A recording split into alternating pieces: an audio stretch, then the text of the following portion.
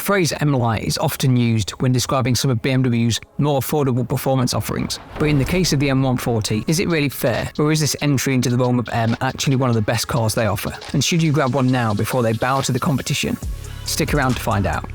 If you've seen our previous videos, you'll be up to speed on the M140. For those who haven't, let us give you a rundown of what makes this car stand out. Firstly, the M140 defies conventions. It might not in the future, as we've covered in the video in the top right, but it does for now. You see, where the likes of Audi, VW and Mercedes opt for 2-litre turbocharged engines, the BMW does not. In fact, the BMW not only displaces more, it has more cylinders too. Thanks to the use of BMW's B58 engine, a 3-litre straight-six turbo engine, the M140 has not only great stock power, a healthy 340 horsepower, but it also has huge scope to be modified. So much so, Toyota and BMW decided it was the right unit for the latest A90 Supra.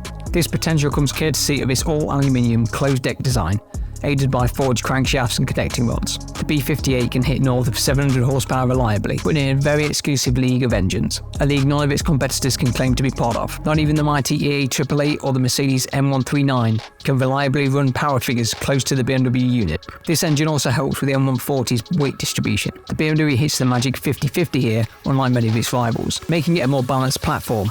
Well, sort of, but we will get to the car's Achilles heel a little later. First, we need to discuss the other major differences between the BMW and its rivals. The fact that it drives the rear wheels only, no front-wheel drive or front-biased four-wheel drive here, unless of course you are outside the UK, in which case, stop listening and go and buy an xDrive M140i. You won't regret it. But if you are looking at the rear drive only option, which is offered globally, you'll get lots of power thrown to the back wheels. Now, if you, or the car's original owner, didn't tick this little box in the optional extras for the M Performance LSD, well, this setup might cause you a few issues when you push the car to its boundaries. You see, this is where the BMW has its first and possibly only drawback. Unless you're a gifted driver, the BMW will without a doubt give you a fair few scares, especially if you show it anything remotely damp.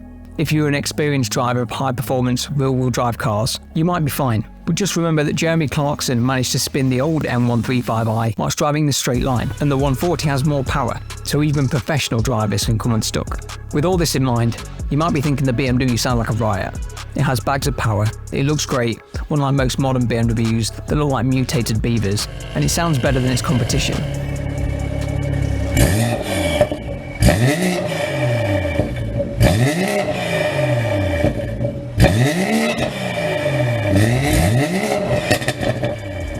So surely it has to come at a cost somewhere. Maybe your wallet. Surprisingly, the BMW is actually one of the most affordable in its segment. So if you're after an affordable, high-performance family hatchback with that premium feel, capable of putting a smile on your face when the road allows, you should definitely consider the BMW. If not, we do have this video about the two best hyper hatches on the market in the top right, so check that out. But if you wanted a BMW at a more budget-friendly price, check out the video in the bottom right. As always, thank you for watching. If you have made it this far, why not like the video and subscribe to the channel for more great content just like this.